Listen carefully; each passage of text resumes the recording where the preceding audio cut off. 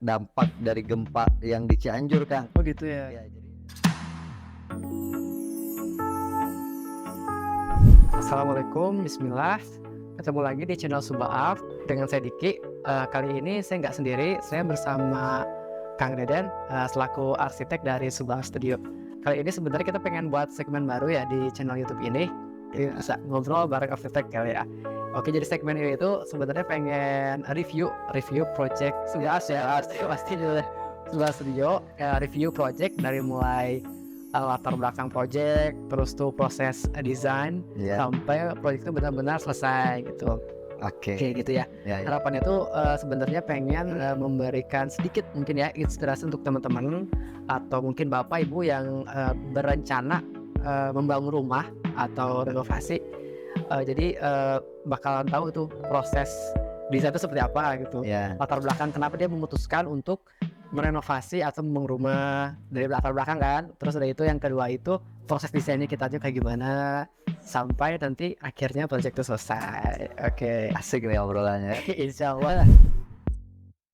Sebenarnya ini project udah kita siapin nih, Kang Deden. Boleh nggak Kang tanya dulu nih project yang akan kita review ini? Boleh, Kang. Di video kali ini kita akan ngajak teman-teman untuk membahas satu proyek Sumba Art di daerah Cianjur, Jawa Barat. Proyek ini adalah proyek renovasi satu lantai, kan? Rumah tinggal satu lantai. Ya. Kalau kita lihat lahannya itu dia kurang lebih 350 meter persegi untuk lahannya. Ya. Kemudian bangunan yang didesain sama kita itu ya renovasi plus existing plus tambahan ya. Ya. Itu kurang lebih di angka 190 meter persegi. Oke.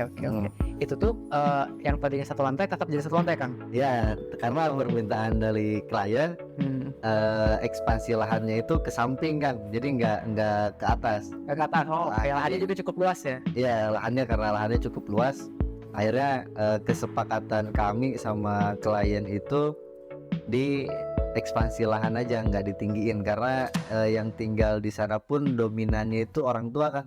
Oh, Jadi salah satu alasan dia nggak mau naikin 2 lantai iya. karena ya tinggal di situnya orang tuanya. Yang punya rencana untuk renovasi itu anak-anaknya, kan. Anaknya untuk rumah orang tuanya. Ya, untuk rumah orang tuanya, sekaligus ini tuh rumahnya untuk kumpul keluarga besar seperti hari raya Idul Fitri atau hari raya Idul Adha. Itu semua anak-anaknya itu kan ngumpul Bisa kumpul di situ. Ya, bisa kumpul di situ. Oke. Kan itu tuh nggak merubah ya, jadi tetap satu lantai. Untuk konsepnya sendiri berubah nggak tampilannya gitu? Untuk secara tampilan fasad eksterior maupun interior itu 80% kan merubah. Ya, karena posisi rumah existing pun Ya. itu kan kenapa mereka mau merenovasi karena dampak dari gempa yang di Cianjur, kan. Oh gitu ya. Ya, jadi dari existing pun kita melihat ketika kita survei ke sana itu ada retakan-retakan di dinding, termasuk ada retakan juga di kolom. Oh, kurang lebih foto existingnya seperti ini. Ya, Ada gitu. Ini tuh merupakan foto existing dari rumah yang akan renovasi itu. Oke. Untuk perubahannya sendiri yang diharapkan klien ini seperti apa sih untuk proyek yang ini? Untuk perubahan fasadnya ataupun secara tampilan konsep ya, klien itu ingin memiliki merubah hunian itu menjadi rumah yang minimalis modern tapi lebih condong ke klasik. Kita letakkan elemen modern itu di bukaan pintu yang lebar. Kemudian bukaan jendela juga kita perbesar, kan, supaya ada connecting antara outside into inside, dan begitupun sebaliknya. Jadi ada feedback antara keluar ke dalam sama dari dalam keluar juga gitu. Kemudian dari segi klasiknya itu mungkin dari profilan tampilan depan ya. Fasad ya. Ya. Oke, perlu diketahui juga ya untuk sebenarnya untuk desain rumah sendiri, misalnya konsepnya minimalis. Nah, semua kan minimalis enggak juga ya, kan ya? Ya. Juga bisa kombinasi kayak misalnya salah satunya proyek yang satu ini. Ya. Itu sebenarnya rumahnya itu desainnya klasik, modern, dan apa, Kang? Minimalis, kan? Minimalis ya. Jadi satu proyek rumah tuh nggak selalu satu konsep, kan ya? Ya. Ada beberapa konsep yang disatukan gitu. Kalau nggak salah project ini juga melakukan survei lokasi Kang ya. Betul Kang. Oke, sebenarnya survei lokasi itu untuk ngapain sih? Sebenarnya ngapain aja sih Kang? Sebelum kita ngedesain itu ada baiknya dan bahkan perlu ya menurut saya perlu untuk disurvei dulu, karena itu ketika kita survei di sana kita analisa area sekitarnya seperti apa. Oke. Terus yang pertama itu bangunannya itu menghadap ke arah mana. Selain dari rumah itu menghadap kemana, kita juga menganalisa arah angin yang akan datang diperkirakan dari mana gitu. Oke. Jadi arah mata angin juga dipikirin, sama kondisi tetangga seperti apa. Dan itu untuk menentukan nanti kita ngedesain. Jadi supaya kita buat bukaan itu nggak salah. Oke, bangunannya menghadap ke arah mana? Ya, Analisa kan Pak ya. betul, ada site analisis namanya kan. Oke, itu pertama analisis. Terus apalagi Kang ada, kalau nggak salah ada itu ya, pengukuran Ya, existing pengukuran itu udah jelas ya, itu harus diukur dulu, sama kita juga ngelihat kondisi existing bangunan kan.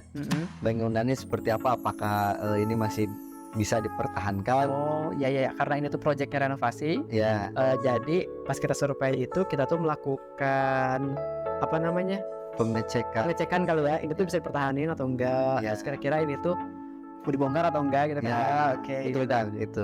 Jadi ada Oke, pasti sama konsultasi langsung sama klien. konsultasi langsung sama klien nanti mau seperti apa. Oke, yang terakhir pasti itu adalah dokumentasi. Ya, Dokumentasi itu dokumentasi juga Berarti sangat penting. penting banget gak sih kan? Penting kan, karena ketika kita ngedesain itu kan kadang suka nge-review lagi ya, area ini tuh seperti apa, kondisinya seperti apa, dan adanya dokumentasi itu membantu kita untuk ngedesain juga. Ya. Selain itu tuh perlu diketahui juga tuh kita tuh dokumentasi itu by foto ya Kang ya. Buat Ya. fotonya, terus existingnya, terus kita sampai nerbangin drone Kang ya. Oke Kang, jadi sebenarnya harapan klien untuk project yang satu ini tuh apa sih dalam mendesainnya?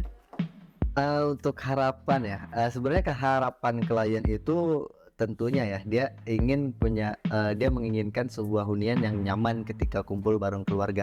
Nah, di project kali ini karena sifatnya itu renovasi ya, jadi kami mempertimbangkan bangunan existing yang bisa dipertahankan, kami tetap pertahankan, memanfaatkan yang ada, dan kemudian ketika ada penambahannya itu karena request penambahannya itu ruang kamar tidur tidur utama sama musola kan. Soalnya Tapi musola pun nggak formal yang kayak yang musola banget gitu ya. Poin utama itu balik ke kenyamanan keluarga ketika berkumpul Kang.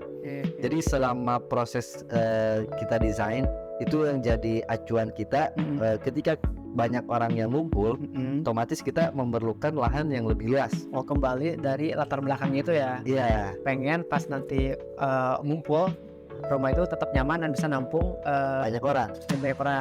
Kemudian ada ngumpul pun mereka berkumpul tapi pengen tetap ada connecting area meskipun mereka berada di area yang berbeda. Oke. Contohnya ketika yang lagi masak itu di area dapur, Ya. tapi ketika yang lagi nongkrong misalnya di area taman, Oh. nah itu Ada connectingnya. ada connectingnya Oh kok. iya. Jadi makanya ketika ngedesain itu yang jadi acuan kita buat ngedesain project ini gitu. Oke. Untuk taman posisi yang ada di belakang itu dia adalah central point.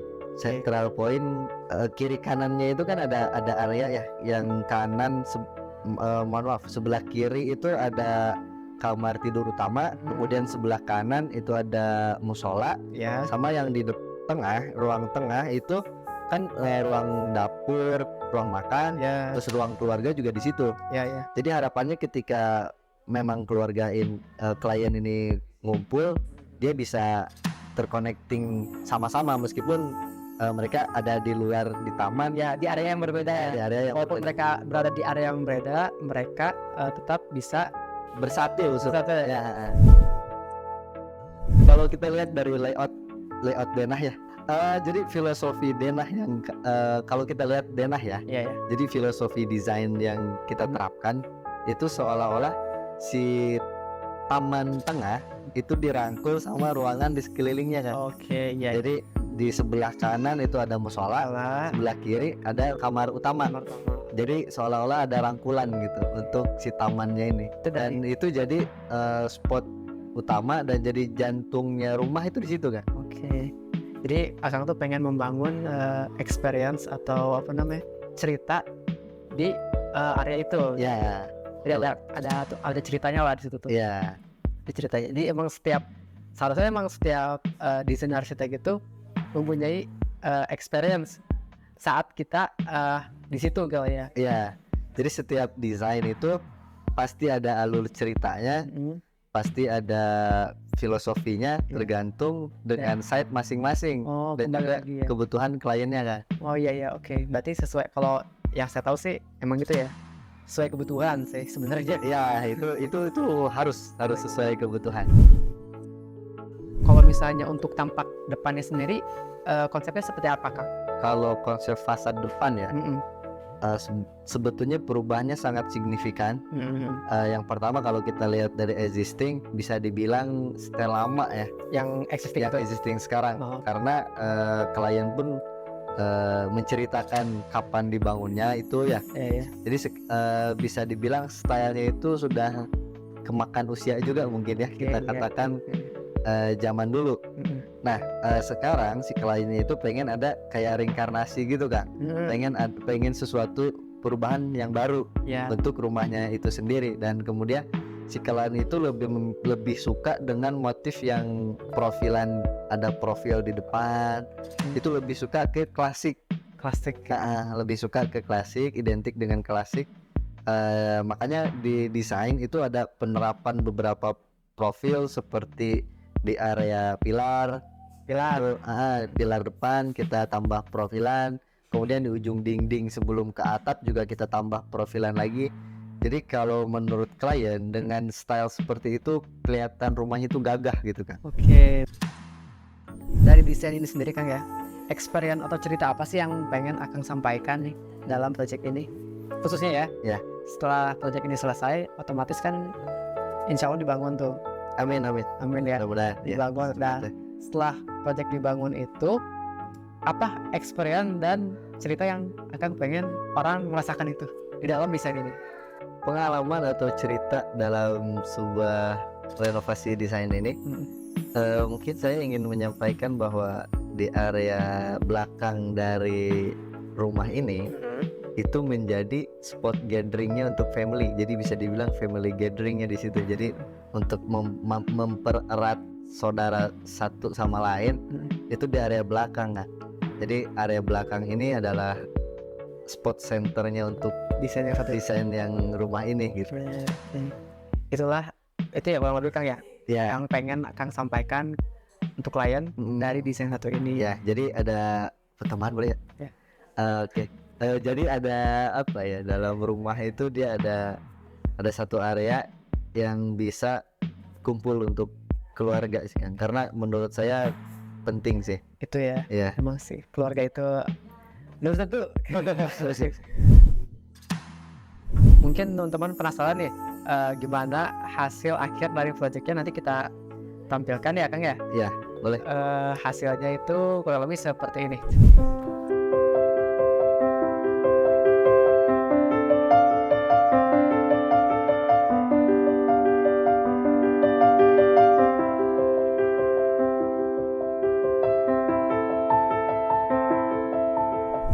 Oke, kurang lebih seperti itu ya hasil dari desain project yang direview kali ini. Ya, Gitu. Makasih nih Kang udah ngebantu. sama-sama. Semoga bermanfaat juga Ya. informasinya. Oke, mungkin nanti di nextnya bakal ada episode selanjutnya membahas project-project lainnya. Tentu saja itu project Subah Studio ya. Ya, boleh ditunggu aja. Oke, gitu aja. Mungkin misalnya kalau ada pertanyaan bisa tulis di kolom komentar.